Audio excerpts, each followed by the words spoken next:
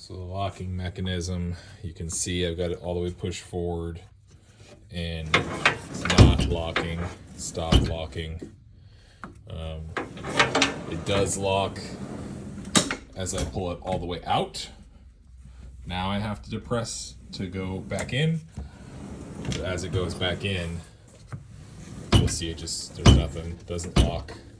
I found a small piece of metal in the track, so it seems like something is broken on it.